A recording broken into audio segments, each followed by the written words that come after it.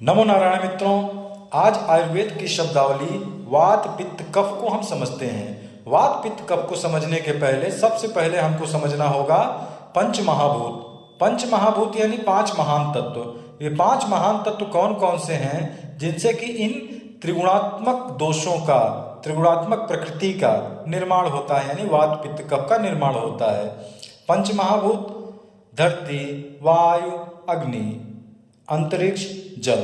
धरती, वायु, अग्नि, अंतरिक्ष, जल, ये पांच महातत्व हैं जो कि 24 तत्वों से मिलकर बने हुए होते हैं। 24 तत्वों से मिलकर पांच महातत्व, पांच महातत्वों से बनी हमारी त्रिगुणात्मक प्रकृति।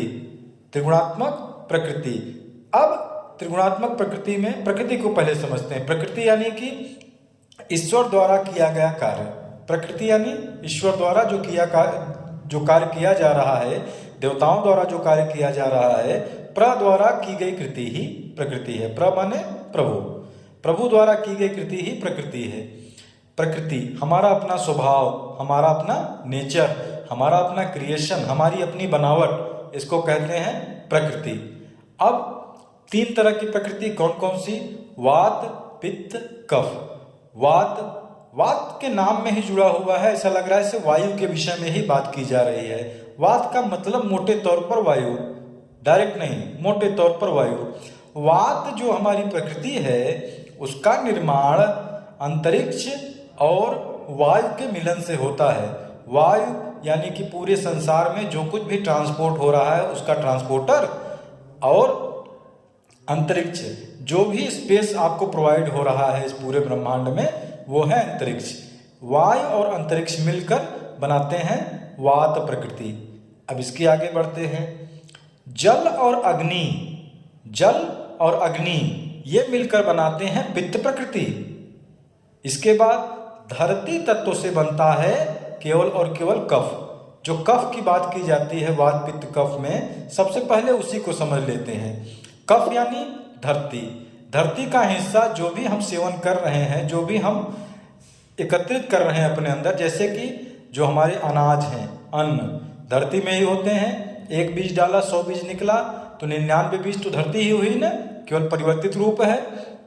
उस परिवर्तित रूप से बना शरीर, ठीक, अन्नमय कोश जिसको कहा जाता है, हमारा अन्न कोश, अन्न से बना हुआ जो कुछ भी है इस शरीर में। ऐसे समझिए कि यदि शरीर को गन्ने की मशीन में डाल दिया जाए, डिहाइड्रेट कर दिया जाए, तो जो कुछ बचेगा वो हमारा हो जाएगा धरती तत्व।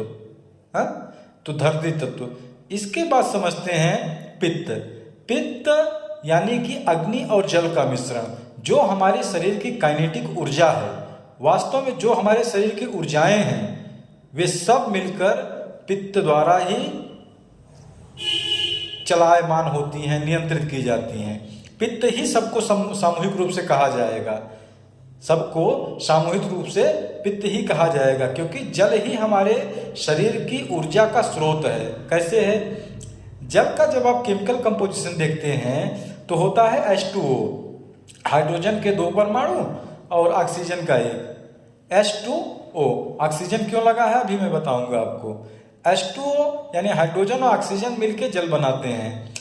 इस पूरे ब्रह्मांड में ऊर्जा का एकमात्र कारण जहां से सभी ऊर्जाओं की उत्पत्ति होती है वो होता है सूर्य। सूर्य पर भी आप लोगों का आधुनिक अज्ञान जिसको कहते हैं आप, विज्ञान कहते हैं, मैं अज्ञान कहता हूं। आधुनिक विज्ञान कहता है कि सूर्य में हाइड्रोजन के विस्फोट हो रहे हैं, हाइड्रोजन और हीलियम के। हाइड्रोजन के विस्फोटों की वजह से ही जो एनर्जी उत्पादित हो रही है वही सूर्य से निकल रही है, और वही पूरे संसार को, पूरे ब्रह्मांड, पूरे सौर मंडल को तो मिल ही रही है। अब इसके आगे, धरती पर हाइड्रोजन किस फॉर्म में है कि जिसको हम सबसे अधिक सेवन करते हैं? पानी, H2O। अब जल ही जीवन है, जल ही जीवन है, पानी ही जीवन है। Water is life, nothing else, कुछ और नहीं, पानी ही, जल ही जीवन है।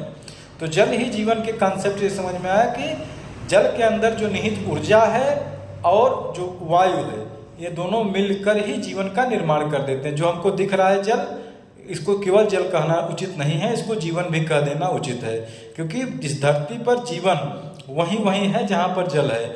हम आप भी जल ही हैं। 70 से 80% कंस्टिट्यूशन हमारा पानी का है।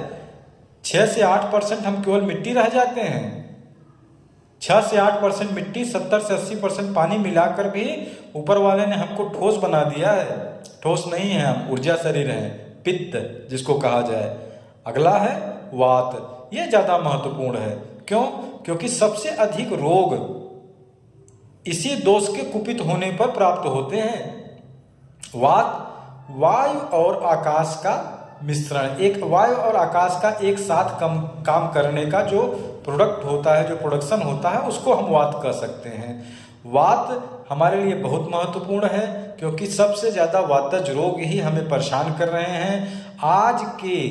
आज के समसामयिक परिवेश को यदि देखा जाए तो 80% बीमारियां वात की वजह से ही उत्पन्न हो रही हैं। पीछे वीडियो में मैं कई बार आपको बता चुका हूं कि जो आप जैसे घुटने में दर्द होना, थायराइड का डिस्टर्ब होना, हड्डियों में दर्द होना, नींद ना आना, शरीर में कंपन होना, बुढ़ापे के लक्षण जितने भी शरीर में आ रहे हैं किसी भी उम्र में, चाहे बुढ़ापे में आ रहे हो चाहे जवानी में, ये सब के सब वात के डिस्टर्बेंस से, नींद ना आना, ये सब के सब वात के डिस्टर्बेंस से, वात के कुपित, वात के ठीक न रह जाने से ही हो रहे हैं।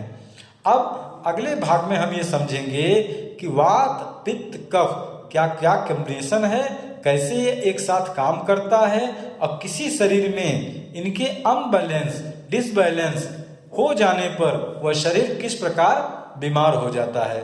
हम इसे समझने का प्रयास करेंगे। धन्यवाद मित्रों। नमो नारायण।